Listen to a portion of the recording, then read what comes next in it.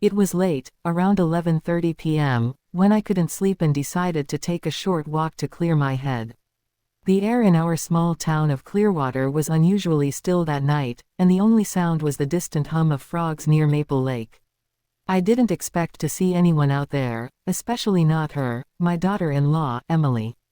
At first, I thought I was mistaken. The woman by the lake wore a dark hoodie, her face partly hidden by her hair. But when she turned slightly, the glow from the streetlight hit her face, and I froze. It was definitely Emily, my son's wife. She was struggling to drag something heavy, down the narrow path leading to the water. I stayed behind a tree, my heart pounding. From where I stood, I could see the faint outline of a large suitcase, the kind you'd take on a long trip. She kept looking over her shoulder, as if making sure no one was watching. Then, without hesitation, she pushed the suitcase into the lake. It splashed, loud and hollow, before slowly sinking beneath the surface. Emily stood there for a few seconds, breathing hard, then wiped her hands on her jeans and walked away, her pace quick but steady. I didn't move for a long time. The image of that suitcase sinking into the dark water kept replaying in my mind. I tried to convince myself it was nothing, that maybe it was just garbage, or old clothes, but something about the way she moved, the way she looked around, told me this wasn't innocent. When I finally went home, I couldn't sleep. Every time I closed my eyes, I saw that suitcase disappearing into the black water. By morning, I knew I had to go back to the lake. I had to see what was inside. The next morning, I went back to Maple Lake before the sun was fully up. A pale mist hung over the water, and the air was cold enough to sting my skin. The place looked different in daylight, calmer, harmless almost, but I couldn't shake off the heaviness in my chest. I stood on the same spot where Emily had been the night before. The ground was soft, the dirt disturbed, with faint drag marks leading to the water. My heart thudded as I knelt down to touch the prints, small, but deep. Hers. I brought a rake and a small boat from the old boathouse nearby. Every part of me screamed that I should just turn around, go home, pretend I saw nothing. But curiosity, no, fear, kept me there. Fear that something terrible had happened. It took almost an hour of poking through the murky water before the rake caught onto something heavy. I pulled, straining my arms, until a corner of dark fabric broke the surface. My stomach twisted as I realized it was the same suitcase. It was soaked through, covered in mud and algae. The smell hit me first, strong, rotten, and unnatural. I almost gagged. My hands trembled as I hauled it onto the shore, every sound echoing across the still water. The zipper was jammed, swollen from being underwater. I hesitated for a long moment, staring at it, my breath shallow. I wanted to believe it was nothing but old junk, maybe some clothes Emily didn't want. But the smell said otherwise. I forced the zipper open. Inside was a thick, dark plastic bag, sealed tightly. My vision blurred for a second. I reached out, gripping the bag's edge, and tore it open just enough to see what was inside. That's when I froze. My knees gave out, and I dropped to the ground. Inside the bag was hair. Long, matted hair, human hair. And beneath it, the unmistakable shape of a hand. I stumbled back, my heart hammering so hard I could barely breathe. I wanted to scream, to run, but my voice wouldn't come out. It wasn't garbage. It wasn't old clothes. Someone was in that suitcase. I don't know how long I sat there, staring at that suitcase. The world felt like it had stopped moving. The sound of the birds, the rippling of the lake, everything went silent in my ears. All I could see was that hand, pale and limp, half buried in black plastic. My first instinct was to call my son, Daniel. But then I thought about Emily, his wife.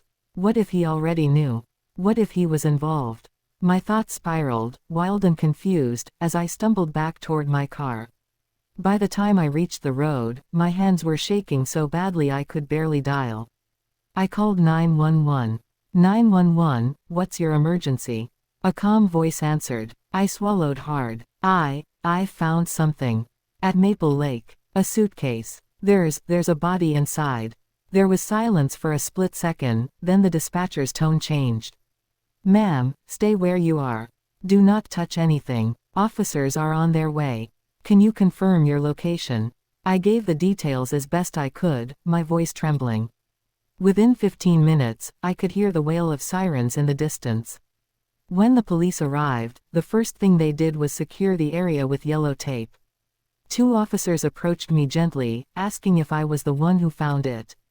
I nodded, unable to form words. One of them, Detective Harris, knelt beside the suitcase while another took photos. When he peeled the plastic back further, even he had to look away for a moment. "It's a woman," he said quietly. "Been in there for at least a few days." I felt the world tilt. A woman. Someone's daughter, sister, maybe a mother. Detective Harris looked at me, his voice low but firm. "How did you find this, ma'am? What made you look here?" I hesitated. My throat tightened. I didn't know how to explain without sounding insane. "I saw someone last night," I whispered. "A woman. My daughter-in-law. She threw it in the lake." The detective's eyes narrowed. "Your daughter-in-law?" I nodded, tears burning my eyes. "Yes. Emily Reynolds." He exchanged a look with his partner. "We'll need you to come with us to give a statement." As they led me toward the patrol car, I looked back at the lake. The sun had climbed higher now, glinting off the water as if nothing had happened there. But I knew better. Something dark had begun to unravel, and Emily was at the center of it. The police station smelled like old coffee and disinfectant. I sat in a small gray room, my hands wrapped around a paper cup of water I hadn't touched. The walls felt like they were closing in on me. Detective Harris came in, holding a file and wearing the same calm but sharp expression he'd had at the lake. He sat across from me, laid the folder on the table, and folded his hands. "Mrs. Reynolds," he began, "I understand this is difficult. But we need as many details as possible about what you saw last night." I nodded, still trembling. It was around 11:30 p.m. I couldn't sleep, so I went for a walk near Maple Lake. That's when I saw her, Emily. She was dragging a suitcase. She pushed it into the water. He leaned forward slightly. "You're sure it was her?" "Yes," I said without hesitation. "She's my daughter-in-law. I'd know her anywhere." He studied me for a moment, then flipped open the file. Inside were several photos, one of the suitcase, one of the muddy path, and one that made my stomach twist, a close-up of the woman's hand inside the plastic. "We believe the victim is a female, early 30s, Harris said quietly. "We're still waiting on ID, but, Mrs. Reynolds, this is serious. If your daughter-in-law was involved, we'll need to bring her in for questioning." My heart pounded. "Does Daniel, my son, know?" "Not yet," he replied. "We wanted to confirm what you told us before contacting family." I stared down at my hands. They were shaking so badly I had to grip the edge of the table to steady them. Detective Harris took a long breath. "Do you know of any reason Emily might be involved in something like this? Any problems at home? Financial issues, arguments?" I hesitated. They've been arguing a lot lately," I admitted. "About money, about a woman Daniel used to work with. Emily's been different these past few months. Nervous. Jumpy. She barely talks to me anymore." He nodded slowly, jotting something down. Then he looked at me again, this time with an expression I couldn't read. "Mrs. Reynolds, we also found something else in the suitcase." I swallowed hard. What was it?" He flipped another photo toward me. It showed a small, half-soaked envelope pulled from the bottom of the bag. Written across it in smudged black ink was a name, Daniel Reynolds. My stomach dropped. Detective Harris said quietly, "It was taped to the inside of the bag." I stared at the photo, my heart beating so loud I could barely hear his next words. "We think your son might not just be connected to the victim," he paused, lowering his voice. "He might have been the intended next one." By the time I got home that evening, my whole world felt like it had tilted off its axis. The house was too quiet. Daniel's car was in the driveway, but Emily's wasn't. I stood in the doorway for a full minute before I finally went inside. Daniel was sitting at the kitchen table, staring blankly at his coffee. He looked exhausted, dark circles under his eyes, his hair a mess. He glanced up when I walked in. "Mom, what's going on?" "The police came by earlier. They were asking about Emily." I froze. "They came here." He nodded slowly. Yeah, they didn't say much, just that they needed to talk to her about something that happened near the lake. He frowned, confused. What does she have to do with that? I couldn't find the words. My mouth went dry. How could I tell him that I'd seen his wife dumping a body into the lake? How could I tell him the police had found an envelope with his name inside? Before I could speak, there was a sharp knock at the door. Daniel got up, but I already knew who it was. Through the window, I saw Detective Harris standing on the porch, his badge glinting under the porch light.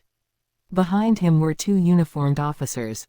"Mr. Reynolds," Harris said as Daniel opened the door. "Is Emily home?" Daniel shook his head. "No, she went out this morning." "Why, what's this about?" The detective sighed, exchanging a glance with the officers.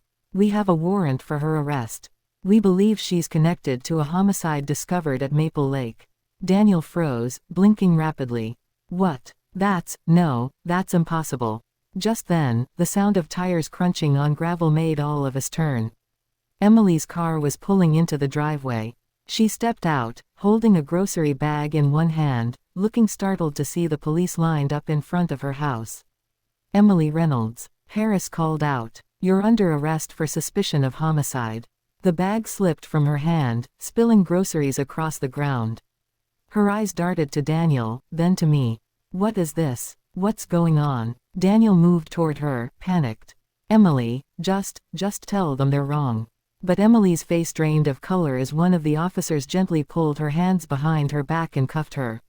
She didn't resist. She didn't even speak. She just stared at me, blank, cold, as if she already knew I was the one who told them. As they led her toward the car, Daniel turned to me, his voice shaking. "Mom, what did you do?"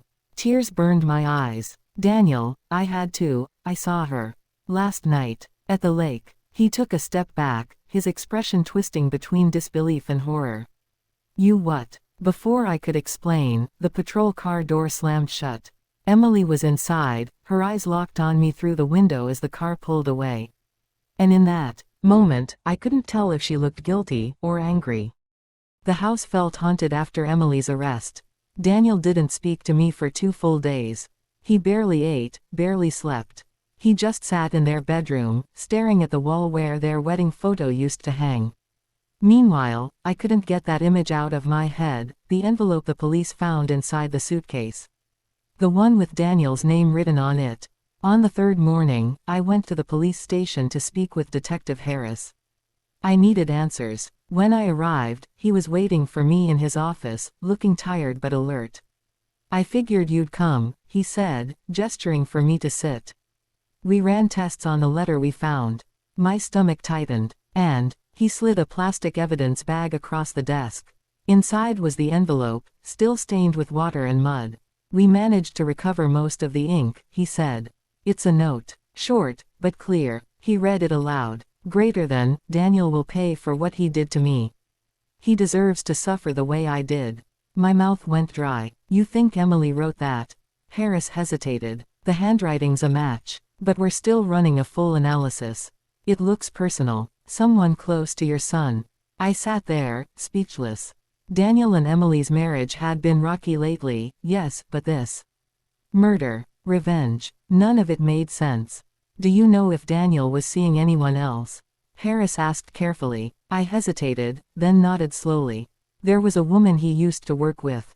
A coworker named Lisa. Emily, she always thought something was going on between them." Harris jotted the name down. "Lisa. Last name." I tried to remember. "I think it was Larkin." "Lisa Larkin." He looked up sharply. "You're sure?" I nodded, confused by his reaction. He exhaled heavily. "The victim we found in the suitcase has just been identified. Her name was Lisa Larkin." I felt the blood drain from my face. My ears rang, and the room tilted slightly. Harris' voice seemed distant when he said, "Mrs. Reynolds, your daughter-in-law didn't kill a stranger. She killed the woman your son was having an affair with." I gripped the edge of the chair, my heart pounding so hard it hurt. Everything suddenly made sense, the secretive behavior, the late-night arguments, Emily's haunted expression. But before I could say another word, Harris added something that chilled me even more. "There's one more thing," he said quietly.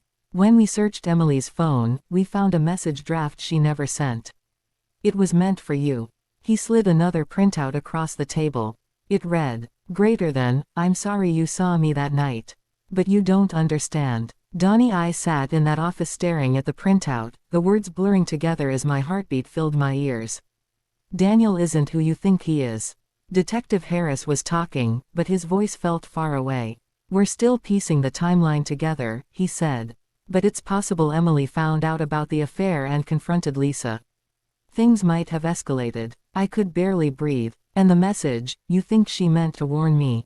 Harris shrugged slightly. Maybe. Or maybe she was trying to justify what she'd done.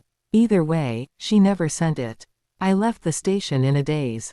The October air was cold, sharp, and unforgiving. When I got home, Daniel was sitting in the living room, surrounded by old photo albums and unopened mail. He looked up when I came in. His face was hollow, eyes bloodshot.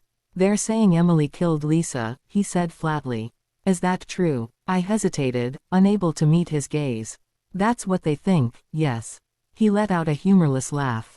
Then they're wrong. Emily wouldn't hurt anyone. She did, Daniel, I whispered. I saw her that night.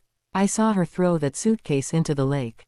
He stood abruptly, his voice rising.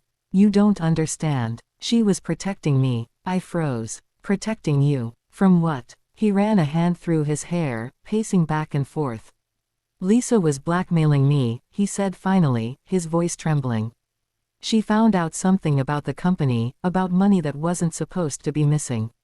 She said she'd go to the police. I felt my chest tighten. So, you were involved. Daniel looked at me then, really looked at me, with eyes full of something between guilt and fear. Mom, I didn't kill anyone. But I didn't stop Emily either. I told her about Lisa's threats. I told her I couldn't handle it anymore. The next day, Lisa disappeared. My knees nearly gave out. I steadied myself against the wall. Daniel, what did you do? He shook his head, voice breaking. I didn't think she'd actually. He stopped mid-sentence as headlights flared through the window. Detective Harris' car. A knock echoed through the house. Mr. Reynolds, Harris said from the doorway, his tone grim. We need you to come with us. We have evidence connecting you to Lisa Larkin's disappearance. Daniel's face went white. What evidence? Harris held up a small clear bag. Inside was a folded note. We found this in Emily's dresser. It's a confession letter addressed to you. Signed by her. He read the first line aloud. Greater than, Daniel, I did what you asked. But now they'll come for both of us. I felt my stomach drop, the floor vanish beneath me. Emily hadn't acted alone. Elle isn't who you think he is. The next morning, the house was swarming with police. Cameras flashed, voices echoed, and neighbors stood on their lawns whispering as Daniel was led out in handcuffs. I stood on the porch, numb, watching my only son being pushed into the back of a patrol car. When the door slammed shut, it felt like something inside me broke. At the station, Detective Harris asked me to come in again. He looked even more tired than before, his tie loosened, his voice lower now, more personal. We've got Emily talking, he said. She's cooperating. My heart skipped. What did she say? He opened a folder and began reading from the transcript. Each word felt like a knife. Greater than, Daniel told me everything. About the missing money, about Lisa threatening to expose him. He said she ruined his life, that he wished she'd just disappear. I thought he meant it. So I made it happen. I covered my mouth. Oh my God. Harris kept going. Greater than, when I told him what I'd done, he broke down. Said it wasn't supposed to go that far. But it was too late. I panicked. I told him I'd take care of the body. I thought if I got rid of it, it would all go away. The detective looked up at me, his tone softer. She confessed to killing Lisa Larkin. She claims Daniel didn't know until after. But she still did it for him, I whispered. Yes, he said quietly. Out of love. Or maybe guilt. Maybe both. I stared at the papers on his desk, Emily's words, scrawled in shaky handwriting. My daughter-in-law. The woman who'd once hugged me on Christmas and called me mom. What happens now? I asked, barely above a whisper. She'll be charged with second-degree murder, Harris said. But if her story checks out, and if your son cooperates, he might only face charges for obstruction and embezzlement. I shook my head slowly. It's still going to destroy him. He sighed. I know. That night, I went home to a house that didn't feel like mine anymore. Every room echoed with memories, the sound of their laughter, Emily's soft voice, Daniel's guitar on the porch. I sat at the kitchen table, staring at a photo of the three of us from last Thanksgiving. Then I noticed something I'd never seen before. In the picture, Emily's smile didn't reach her eyes. She was holding Daniel's hand, but her fingers were tense, almost gripping. Like she was already holding onto a secret she couldn't let go. A week passed after the arrests. The house was quiet, too quiet. I couldn't bring myself to clean up their things or even step into their bedroom. Every time I did, it felt like they were still there. Emily's perfume faint in the air, Daniel's shirt still hanging neatly in the closet. Then, one morning, I received an unexpected call from Detective Harris. "Mrs. Reynolds," he said, his tone clipped but urgent, "we've uncovered something new. I think you'll want to hear this in person." When I arrived at the station, Harris was standing by a board covered in photos and documents, bank statements, emails, screenshots. He pointed to one of them. "We found a hidden bank account registered under Emily's maiden name. It was opened about 6 months ago." I frowned. "And what does that have to do with?" He interrupted gently. "The account had over $200,000 in it, all wired from offshore sources connected to Daniel's company." My stomach twisted. "Are you saying Daniel used Emily's name to hide the money?" "Maybe at first," Harris said. "But here's the strange part. After Lisa Larkin disappeared, Emily transferred every last cent into an anonymous trust account. The transfer note said, 'For him. He'll need it when I'm gone.'" I sat down hard, gripping the edge of the chair. "She was planning everything," I murmured. "Not just the murder, but what would happen after." Harris nodded slowly. "It looks that way. But that's not all." He handed me a printed email recovered from Emily's laptop, an unsent draft addressed to me. "Greater than, I didn't just do this for Daniel. I did it because of what I found. You raised him, but you never saw it, the other side of him. The one that scared me. He said if I told anyone, I'd end up like her." The words made my hands go cold. "He threatened her." "We don't know yet," Harris said. "But it changes everything. If she acted out of fear, it might not be as simple as we thought." I stared at the photo of Daniel on the board, his mugshot. My son's face, pale and tired, eyes red but unreadable. For the first time since this nightmare began, a thought crept into my mind that I couldn't ignore. What if Emily wasn't lying? What if Daniel really was darker than I ever allowed myself to believe? That night, back home, I searched Daniel's office, the one the police had already gone through. I didn't know what I was looking for until I found it, a small USB drive taped under his desk drawer. I plugged it into my old laptop, my hands shaking. Inside were dozens of files, bank records, secret transfers, and hidden photos. And one video file named. My hands trembled as I hovered over the video file. I told myself not to open it, that some truths weren't meant to be seen. But the curiosity, the need to understand what really happened, was stronger than fear. I double-clicked. The screen flickered, then showed the inside of an office, Daniel's office. Lisa Larkin sat across from him, her arms crossed, her expression angry but controlled. The date stamp in the corner read 2 days before she disappeared. "Daniel," she said, her voice sharp. "I gave you a chance to fix this quietly. You've been moving company funds through fake accounts, and now I have proof." Daniel leaned back in his chair, his voice calm but cold. "You don't know what you're talking about." Lisa scoffed. "Oh, I do. You think your charm will save you again. You're not untouchable anymore." For a moment, neither spoke. Then Daniel stood, leaning closer to her. "You're making a mistake, Lisa," he said softly. "If you push this, you'll regret it." Her face changed, fear flickered in her eyes for the first time. "Are you threatening me?" Daniel smiled faintly. "I'm warning you." The video cut off suddenly after that, ending in static. I sat there in the dark, my breath shaky, my heart hammering so loud I could barely hear myself think. That wasn't the Daniel I knew, the little boy who used to bring me wildflowers from the backyard, who cried when he scraped his knee. That was someone else entirely. I copied the video onto a flash drive and went straight to the police. Detective Harris watched it in silence. When it ended, he exhaled heavily, rubbing a hand over his face. "This changes everything," he said. "If we can prove Daniel threatened Lisa, Emily's self-defense or coercion claim might hold.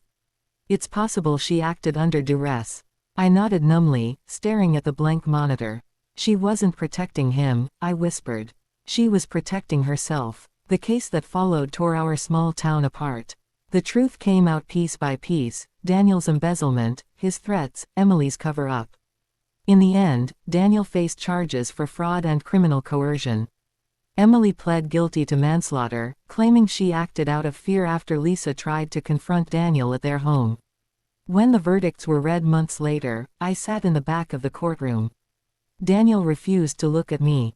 Emily did, though. Her eyes were empty, but when the bailiff led her away, she gave me a small, trembling nod, like a silent thank you. That night, I went back to Maple Lake one last time. The water was calm again, the moon reflecting across its surface. I stood there, remembering the night I saw her throw that suitcase into the dark.